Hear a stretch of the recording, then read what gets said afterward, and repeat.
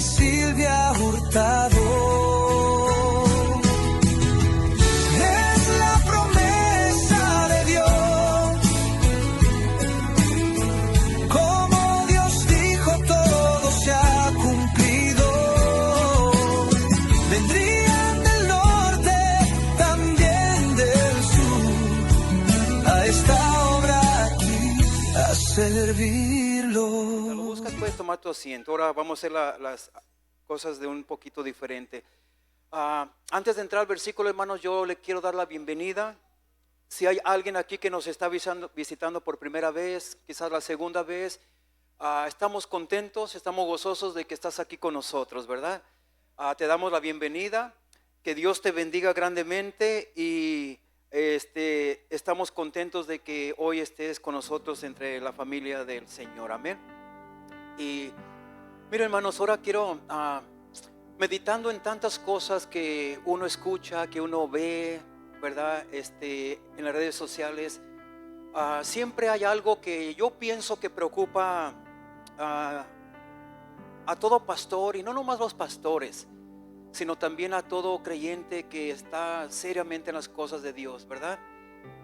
Lo que preocupa muchas veces es a veces que a ti se te ha instruido en una doctrina sana, pero luego, hermanos, a veces escuchamos otros medios, otras redes, otras doctrinas, y a veces eso puede traer confusión a las personas que con un corazón sincero quieren saber la sana doctrina, ¿verdad?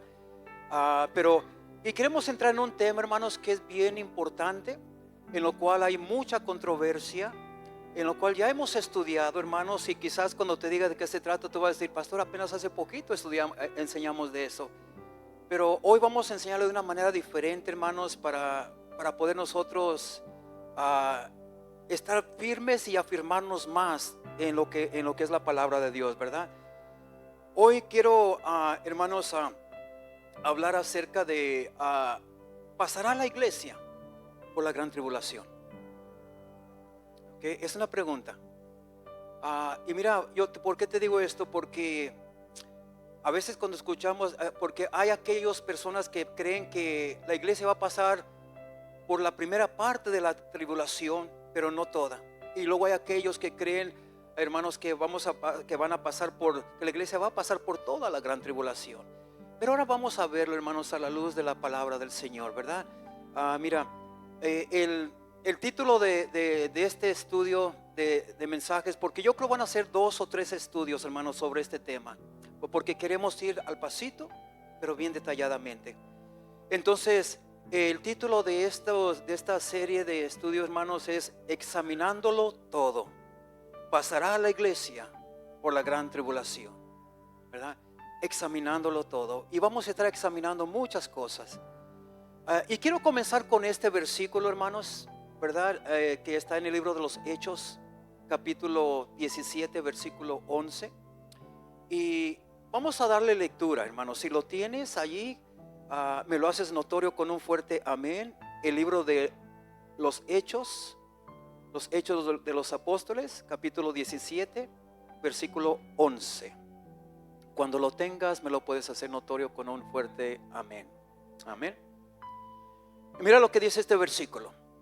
Dice, estos eran más nobles. Está hablando de unas personas aquí. Dice, estos eran más nobles que los que estaban en Tesalónica, pues recibieron la palabra con toda la solicitud, escudriñando cada día las escrituras para ver si estas cosas eran así. Entonces ese versículo es bien importante, hermanos, porque está hablando exactamente de lo que queremos hacer hoy, ¿verdad?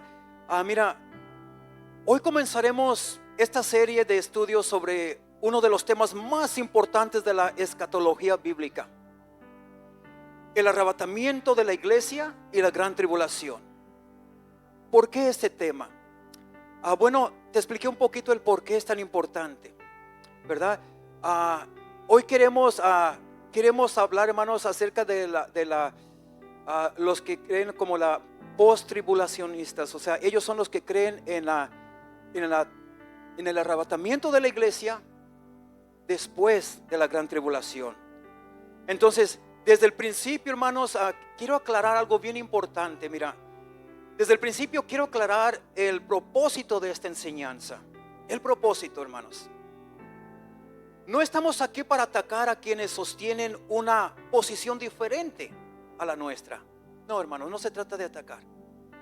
¿Por qué? Porque existen hombres piadosos, estudiosos de las Escrituras y siervos de Dios que aman al Señor, pero que llegan a conclusiones quizás distintas respecto al momento del arrebatamiento, ¿verdad?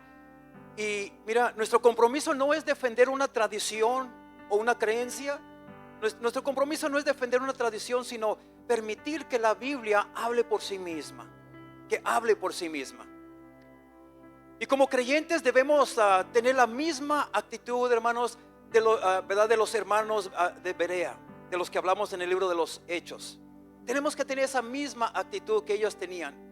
Ellos, dice la palabra de Dios, que ellos no aceptaban una enseñanza simplemente porque alguien la predicaba, sino que examinaban diariamente las Escrituras para comprobar si aquello era verdad. Y esa es la actitud que todo creyente debe de tener, hermanos. Tú nunca aceptes una enseñanza a lo menos que tú la escudriñas personalmente. Cuando llegas a casa, apunta todos los versículos y vete a tu casa y escudriñalos.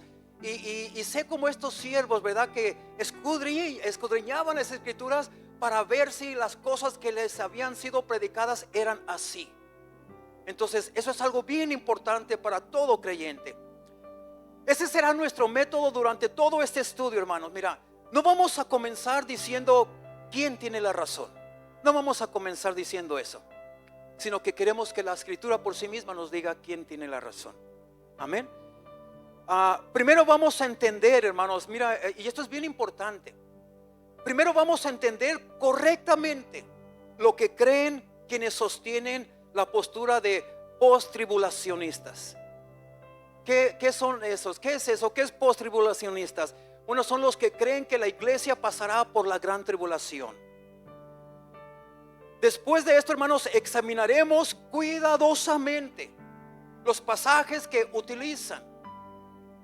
Estaremos analizando cada texto en su contexto histórico y doctrinal.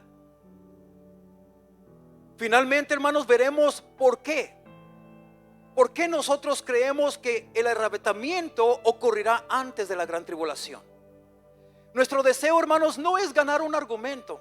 Ese no es nuestro deseo aquí. No es ganar un argumento. Nuestro deseo es conocer mejor la palabra de Dios.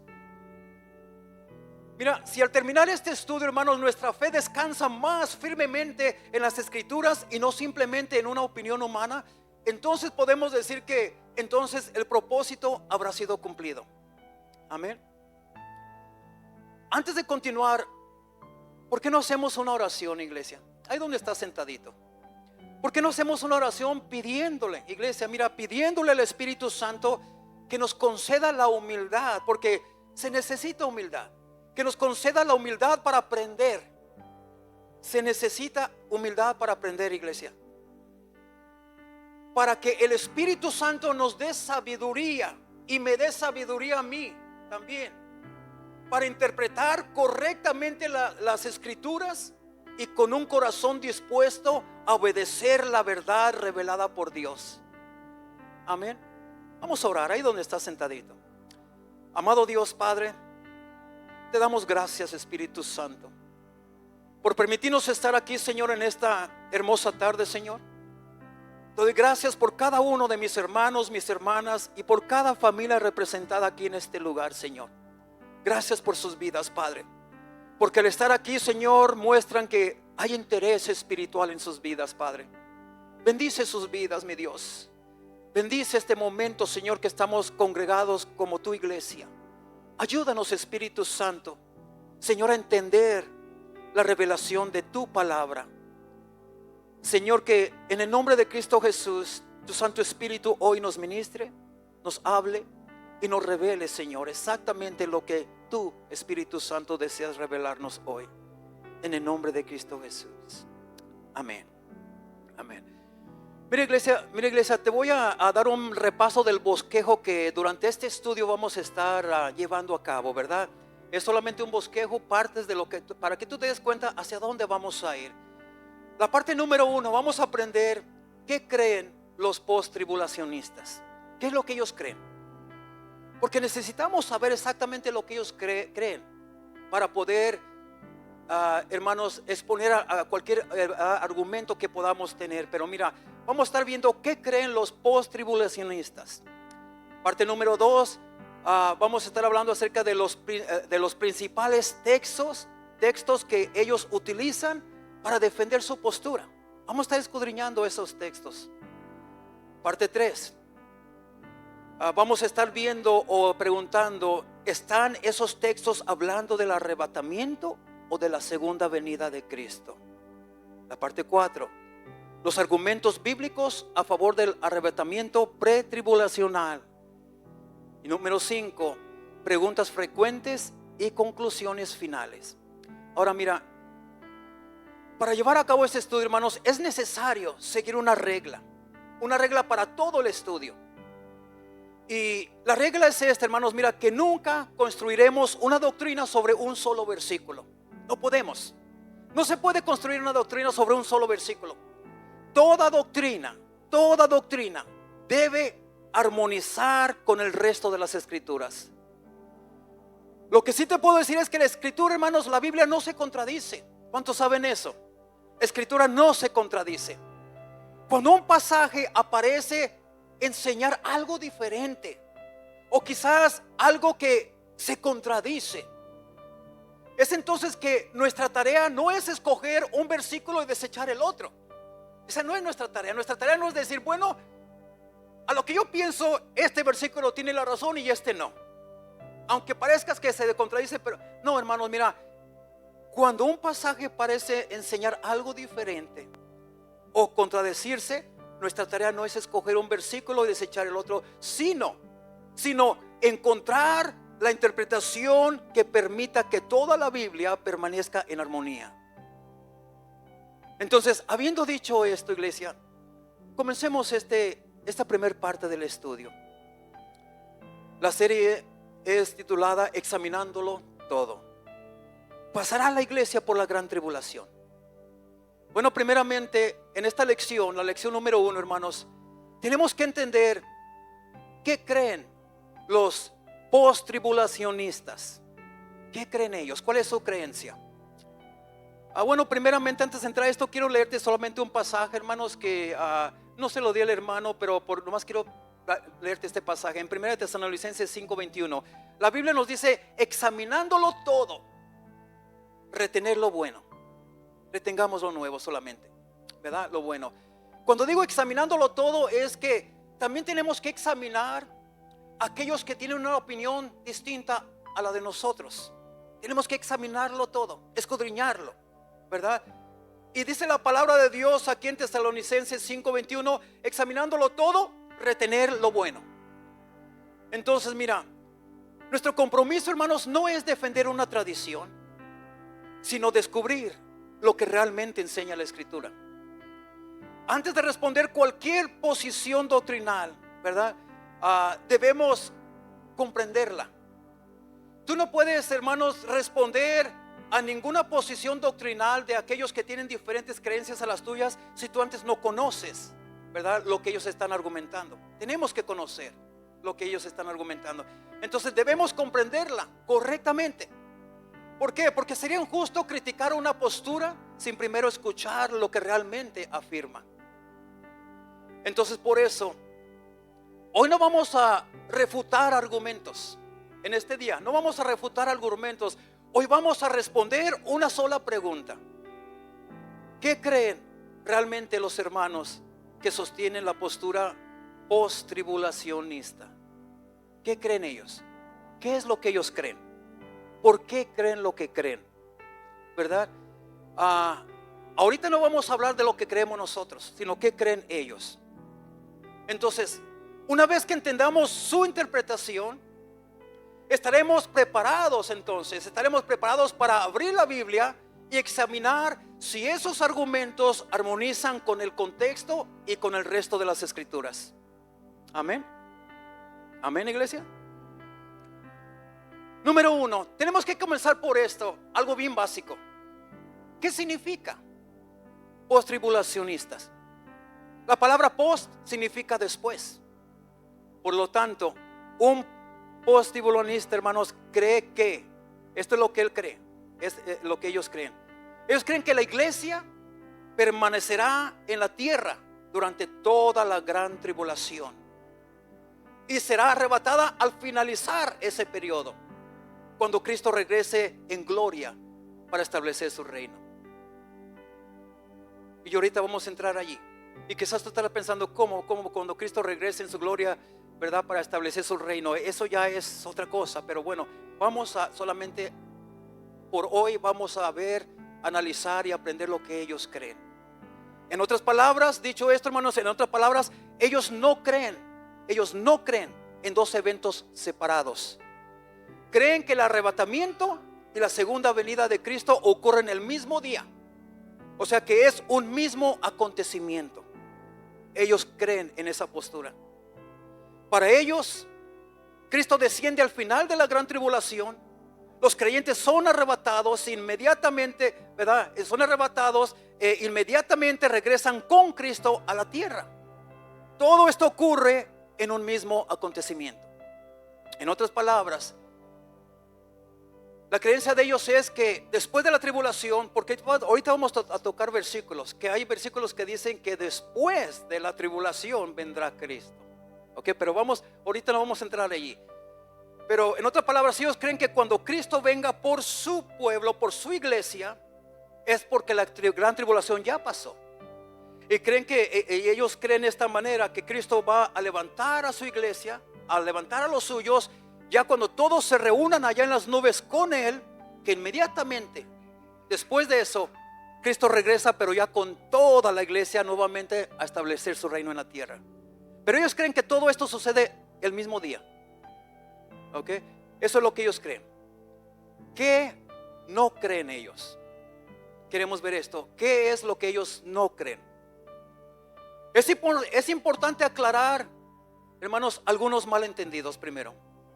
Ellos no creen que la iglesia sufrirá la ira de Dios. Fíjate, aunque van a pasar por la gran tribulación, conforme a su postura de ellos no creen que la iglesia sufrirá la ira de Dios como objeto de condenación. No como objeto de condenación. Más bien afirman que Dios puede proteger sobrenaturalmente a su pueblo en medio de sus juicios, así como protegió a Israel durante las plagas en Egipto. Eso es lo que ellos creen. También creen que la iglesia será perseguida por el anticristo, pero perseverada, o sea, cuidada espiritualmente por Dios hasta la venida de Cristo. En otras palabras, que los cristianos vamos a sufrir, vamos a ser perseguidos por el anticristo y todos sus seguidores. Va a ser un caos, pero ellos afirman que allí estaremos pasando todo eso, pero que Cristo nos va a proteger espiritualmente, ¿verdad? Ahora, ¿cuál es su argumento principal? Su argumento principal es que, ¿verdad? Es muy sencillo. Ellos dicen, en ninguna parte de la Biblia afirma explícitamente que el arrebatamiento ocurrirá 7 años antes de la segunda venida. Ellos dicen, ¿verdad? En ninguna parte de la Biblia afirman explícitamente que el arrebatamiento ocurrirá 7 años antes de la segunda venida.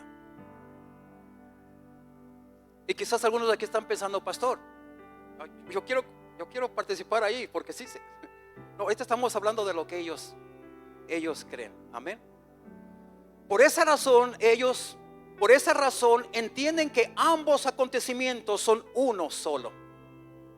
Por esa razón, según ellos, separar el arrebatamiento de la segunda venida es una conclusión teológica, no una declaración explícita del texto. En otras palabras, ellos dicen que es una conclusión, una creencia teológica de nosotros, no una declaración explícita del texto. Ese es uno de sus argumentos. Los textos que utilizan, hermanos, con mayor frecuencia generalmente presentan pasajes como Mateo capítulo 24. No sé si el hermano tenga ese versículo por ahí, se lo di ya tarde, pero porque no creía que iba a leerlos, pero es mejor leerlos. Mira, y los voy a leer, hermanos. Mira, generalmente ellos presentan pasajes como estos, y voy a leer solamente unas partes y otras no, pero hay muchos más versículos de los que le di a él, pero vamos a estar pasando. Mira, este es uno de los principales que ellos usan. Dice: e inmediatamente después de la tribulación de aquellos días, el sol se oscurecerá, la luna no dará su resplandor, y las estrellas caerán del cielo, y las potencias de los cielos serán conmovidas. ¿Qué dice el siguiente versículo? Mira lo que dice: entonces, fíjate, después de que ya sucedió todo esto, de lo que está hablando en el primer versículo que leímos, hermanos, es un caos. Es la gran tribulación, todo eso que ya está pasando. Pero luego dice: entonces aparecerá la señal del Hijo del Hombre en el cielo, y entonces lamentarán todas las tribus de la tierra, y verán al Hijo del Hombre viniendo sobre las nubes del cielo con poder y gloria. Vamos al siguiente. El siguiente dice, ese es el 31. ¿Tiene el 31, mi hermano? Amén. Este es uno de los, pero ahorita no me voy a leer este versículo, hermanos, y hay unos más, pero después lo vamos a ver detalladamente. Amén, detalladamente. Ahorita no me lo estoy leyendo. Y enviará a sus ángeles con gran voz de trompeta, y juntará a sus escogidos de los cuatro vientos, desde un extremo del cielo hasta el otro. O sea, con esto, hermanos, ellos están diciendo: ¿ves que el arrebatamiento va a ser después de la gran tribulación? Ahora, no lo voy a mostrar en la pantalla, pero en 1 Tesalonicenses 4, del 13 al 18, allí estos pasajes nos hablan del arrebatamiento de la iglesia, ¿verdad? Y aquí es Pablo hablando de ese arrebatamiento. 1 de Corintios capítulo 15, versículos 51 al 52.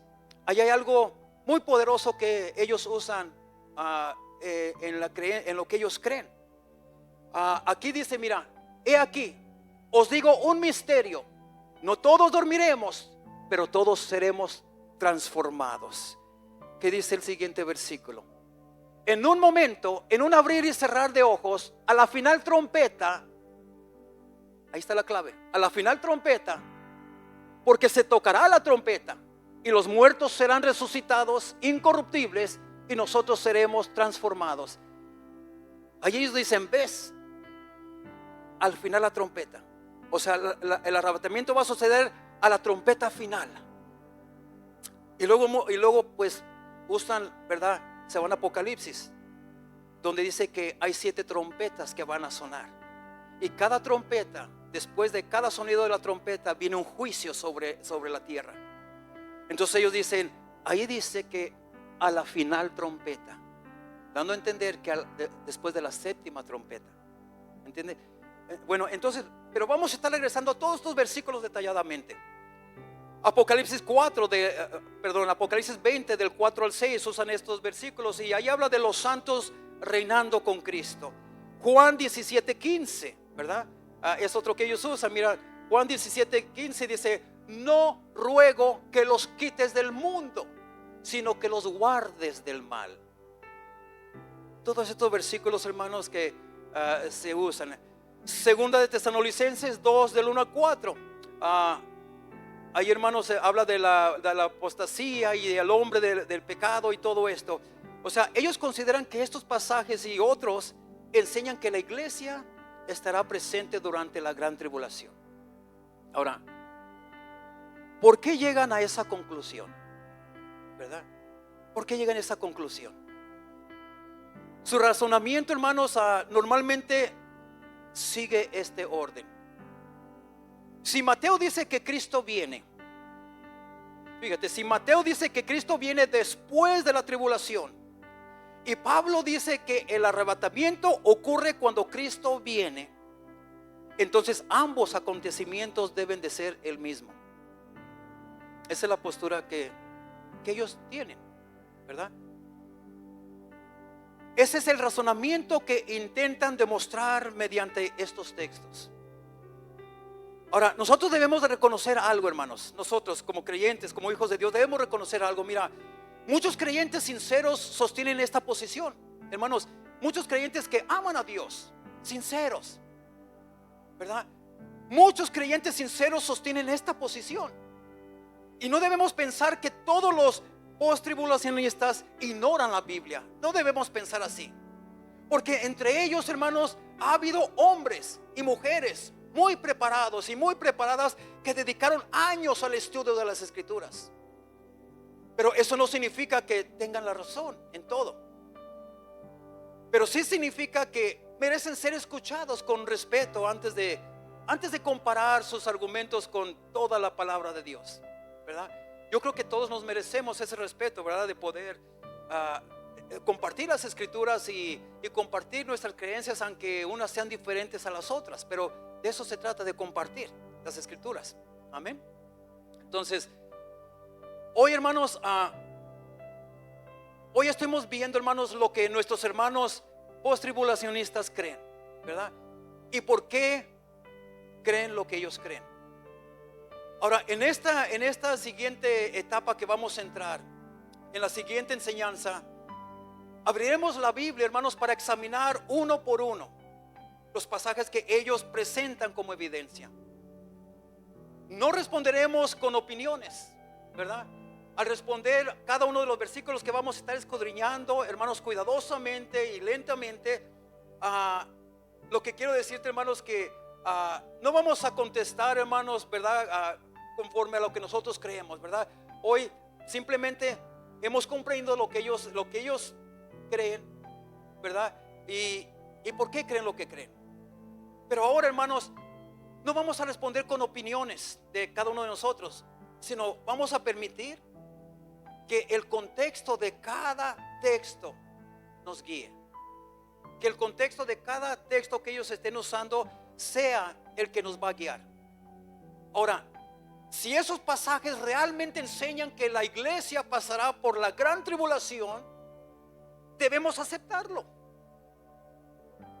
Pero si el contexto muestra otra cosa, también debemos tener la humildad de reconocerlo.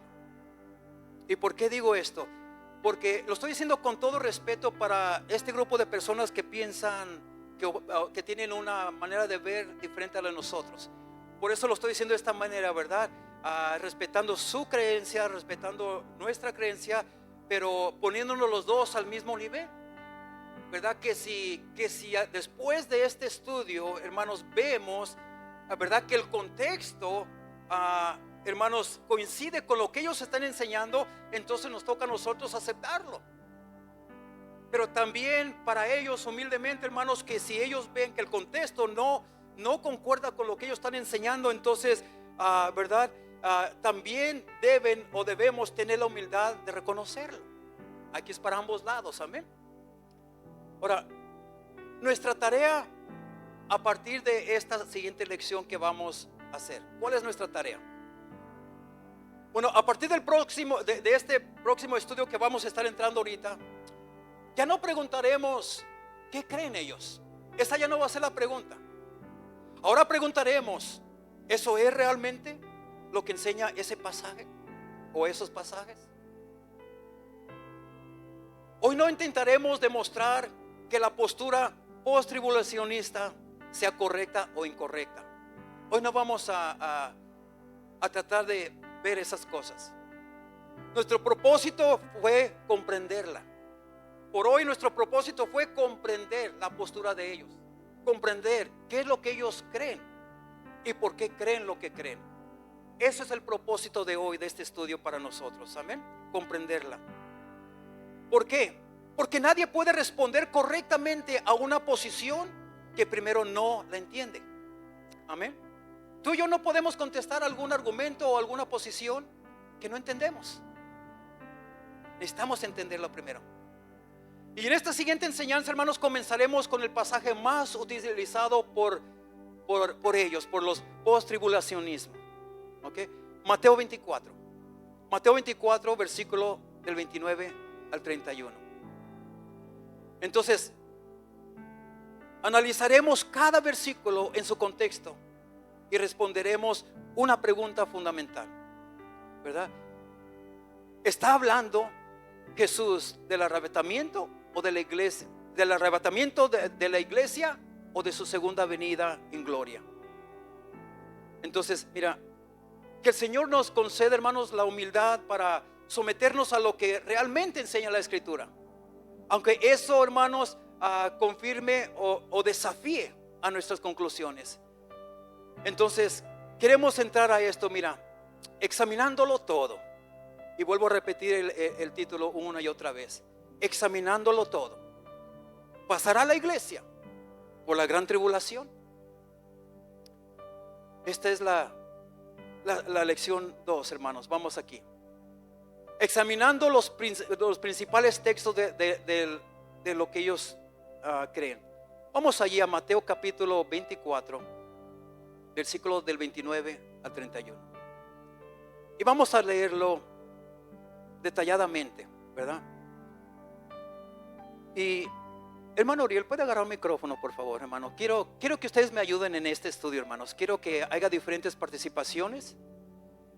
Y quiero que, ¿verdad? Si le puede pasar el micrófono quizás o usted léalo, hermano. Si puede leer Mateo 24, del 29 al 31. Sí, hermano Eduardo, si puede leerlo. Pero léalo despacio. Amén. Lentamente, cuidadosamente. Vamos a analizar. Yo sé que aquí está el texto bíblico, hermanos, que ustedes lo pueden leer. Quizás dirán, pero ¿por qué lo van a leer con micrófono si allí está? Bueno, esto es para los que nos están escuchando por las redes sociales, que lo oigan. Amén. Pero vamos a leer Mateo 24, del 29 al 31.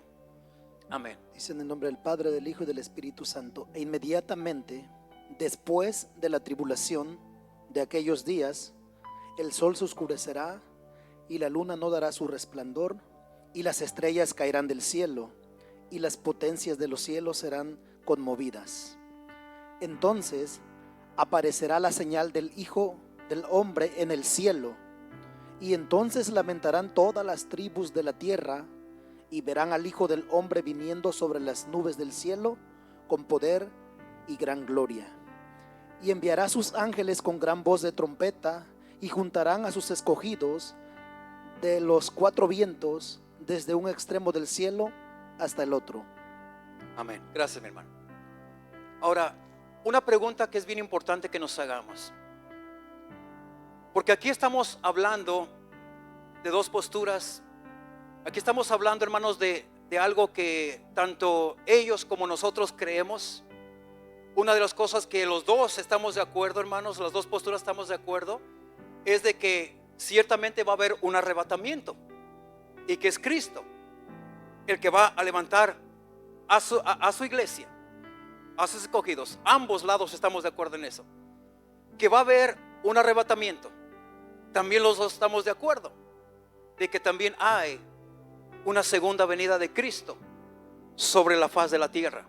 Porque no es lo mismo, hermanos, no es lo mismo que Cristo venga por su iglesia y viene sobre los aires, y dice la palabra de Dios que vendrá sobre las nubes, y que Él llamará a su iglesia, y su iglesia será levantada para encontrarse con Él.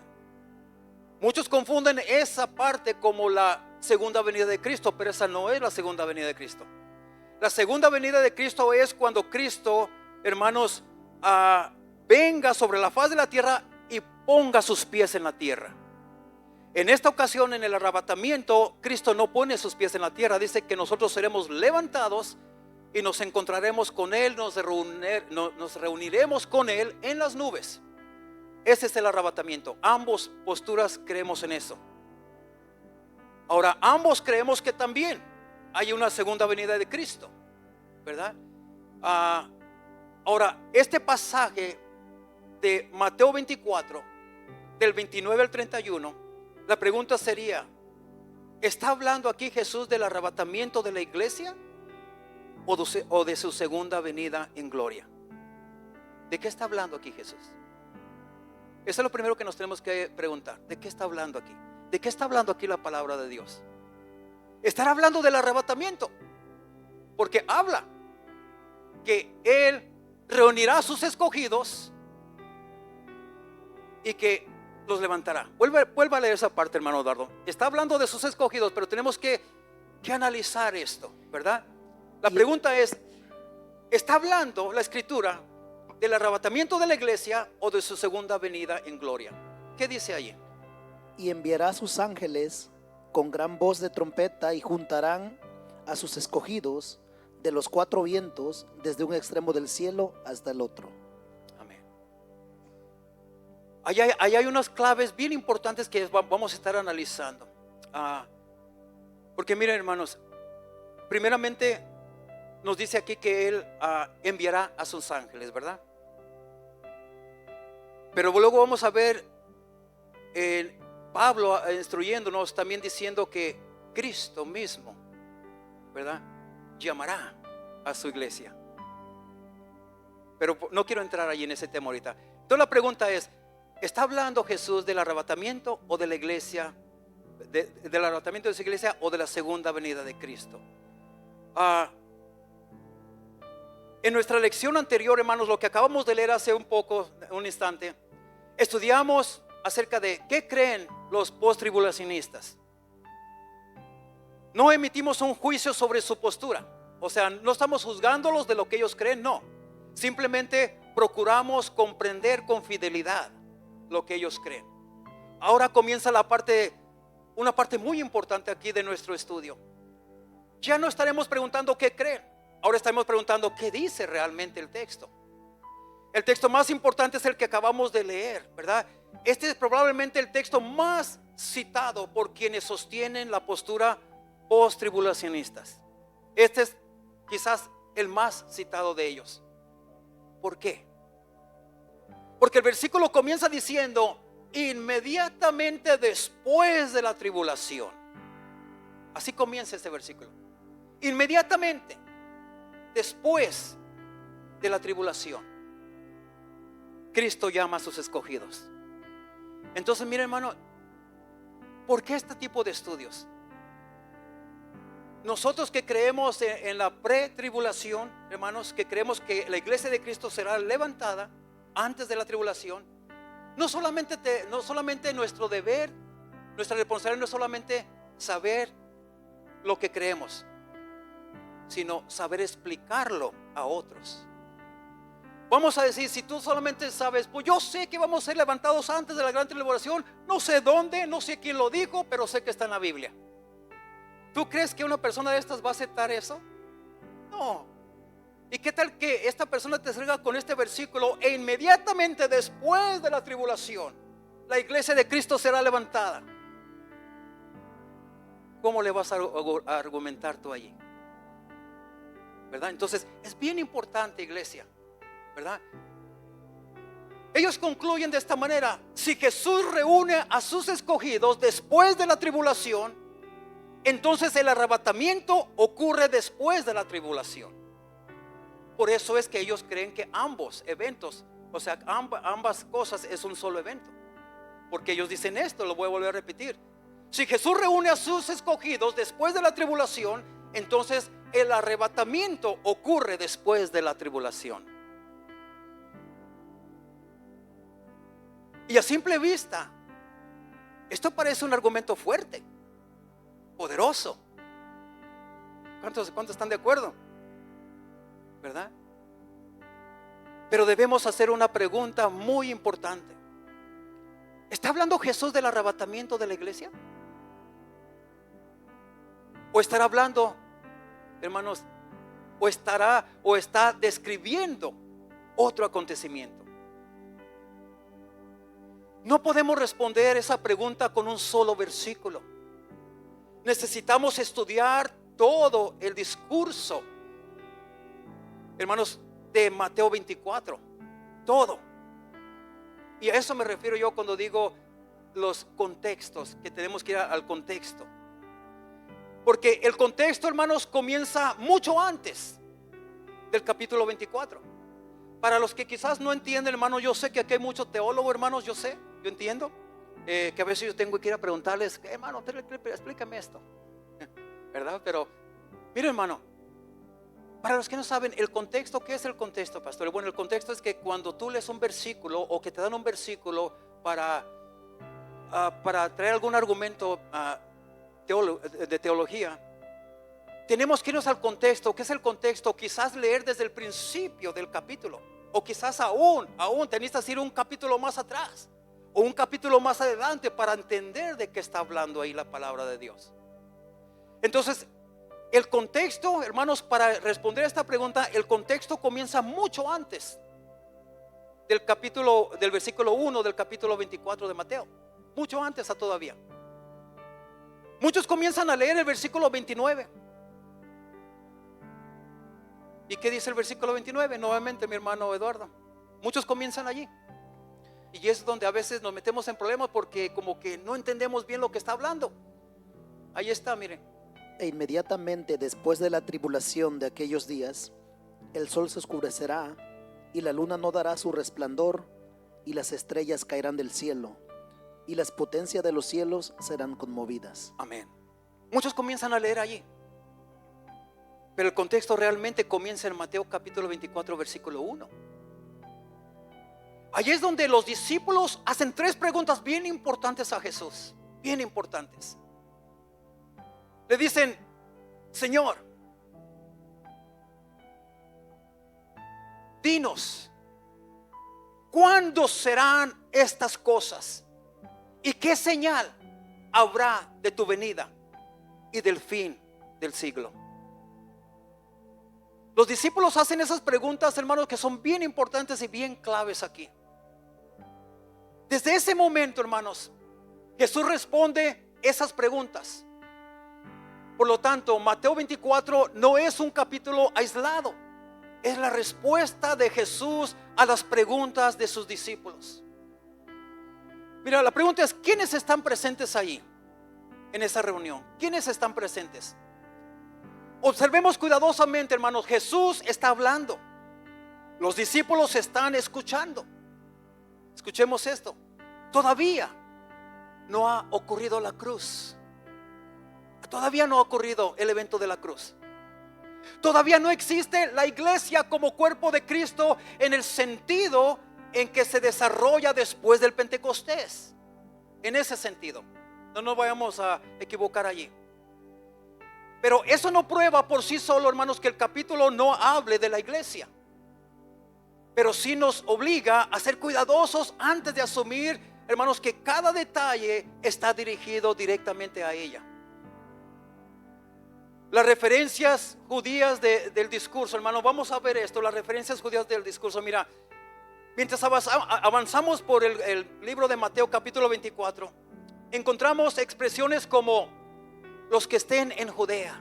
Si tú lees desde el principio del capítulo 24, versículo 1 en adelante, tú vas a ver muchas expresiones que te van a llamar la atención allí. Hay expresiones tales como Jesús hablando, tales cuando Él dice como los que están en Judea. Expresiones como oren para que vuestra huida no sea en invierno ni en el día de reposo. Expresiones como la abominación desoladora, ¿verdad?, anunciada por el profeta Daniel. Y mi hermano, todas estas referencias están profundamente relacionadas con el contexto de Israel. De Israel, no de la iglesia. O quizás, ¿verdad?, no todo lo que está hablando allí se refiere a la iglesia, pero, ¿verdad?, todas estas referencias están profundamente relacionadas con el contexto de Israel. Esto, hermanos, nos lleva a entender que Jesús está describiendo acontecimientos vinculados con Israel durante el periodo de la tribulación. Está hablando acerca de Israel. ¿Quiénes son los escogidos? Aquí encontramos, hermanos, una de las preguntas más importantes.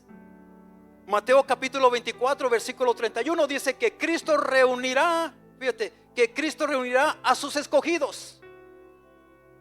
Los post-tribulacionistas, hermanos, afirman los escogidos son la iglesia. Bueno, incluso quiero retroceder un poquito.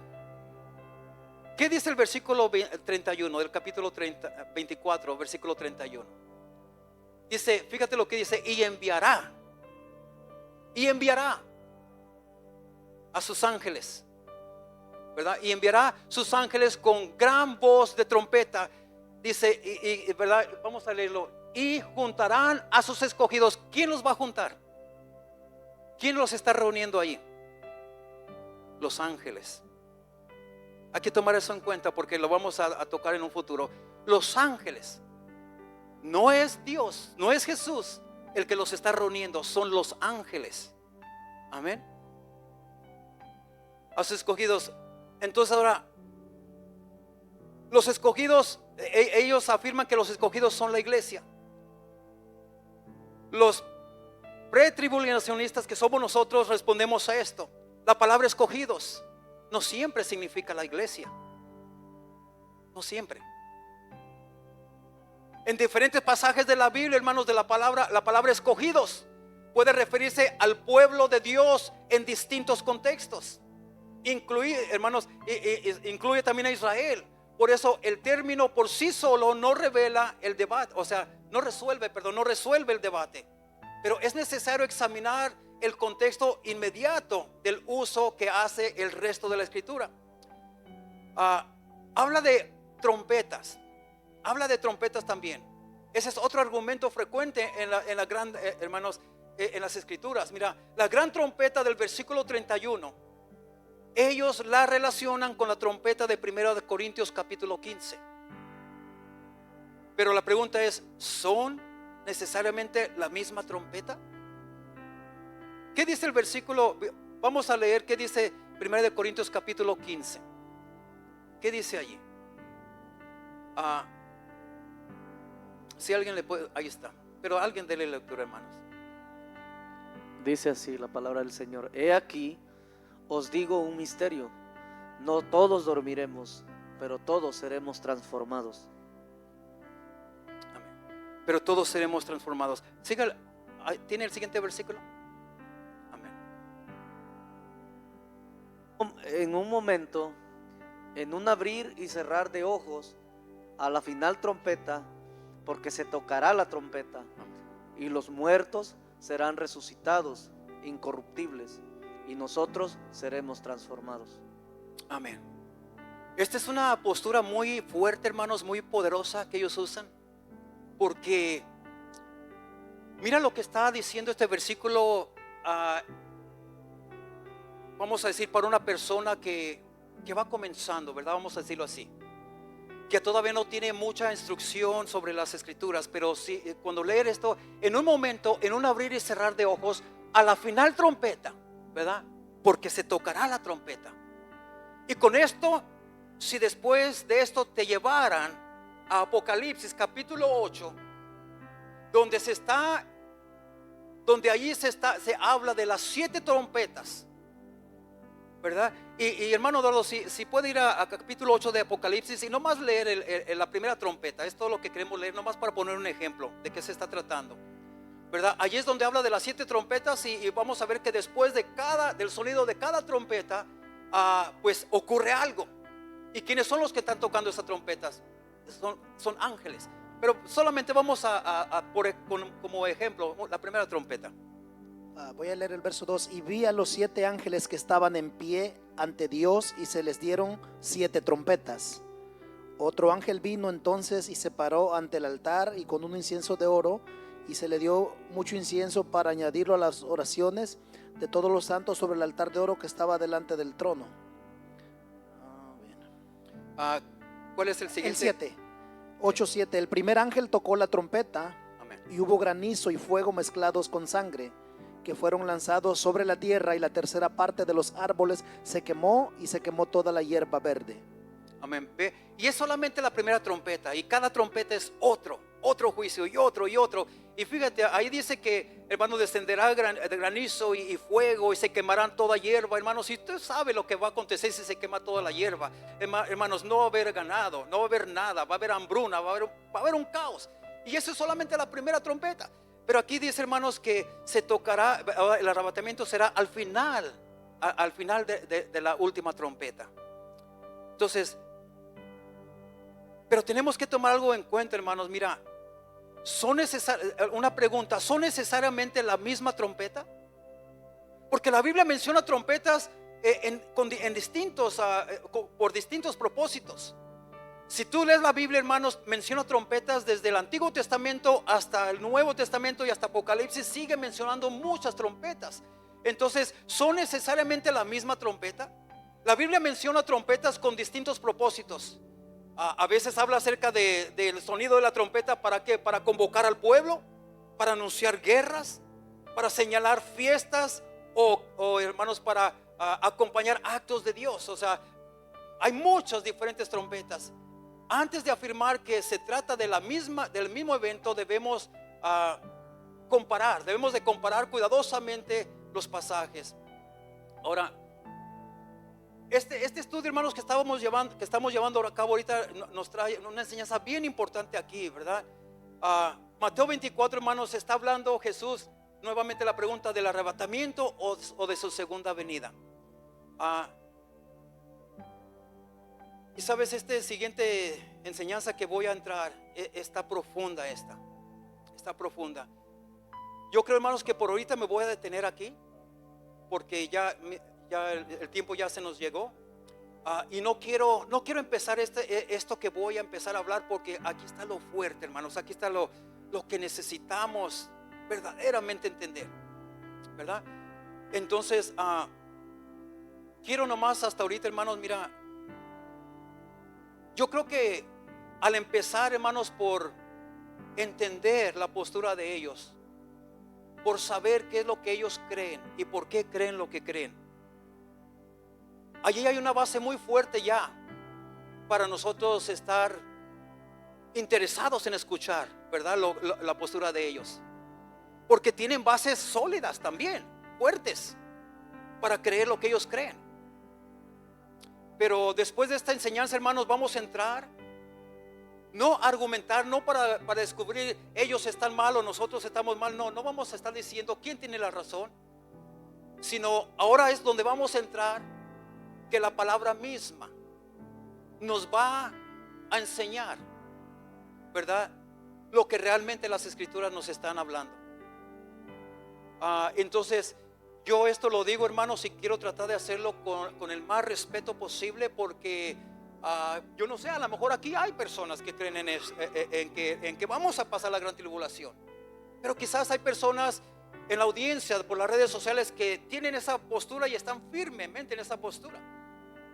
Y no quiero, hermanos, yo no quiero meterme en una postura de decir ustedes están mal y nosotros estamos. No, hermanos, no vamos a entrar en eso.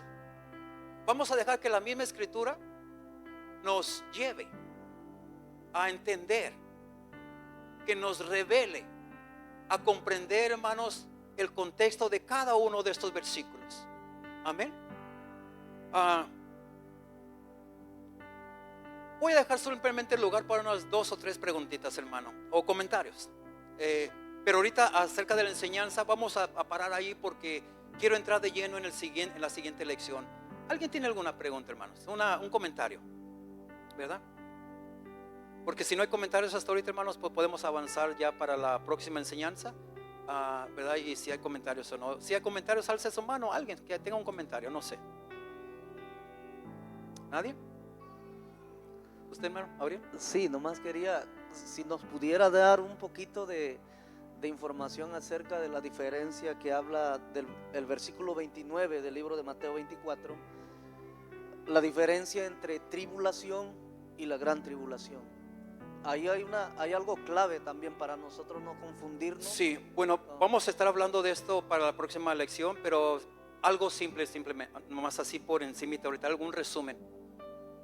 Mire, porque si nosotros vemos las escrituras, ahorita estamos pasando tribulación, o sea, la palabra de Dios mismo dice, en este mundo tendrás muchas aflicciones, pero de todas ellas yo te libraré, dice el Señor. O sea, aflicción es parte de una tribulación, ¿verdad? Pero ya cuando está hablando que la gran tribulación, ya el Señor ahí es algo totalmente diferente. Ya está hablando de algo tan tremendo que nunca, jamás se ha visto ni se verá después de ese acontecimiento. Ya cuando le nombran la gran tribulación, está hablando de algo que nunca se ha visto, que nunca la humanidad ha atravesado.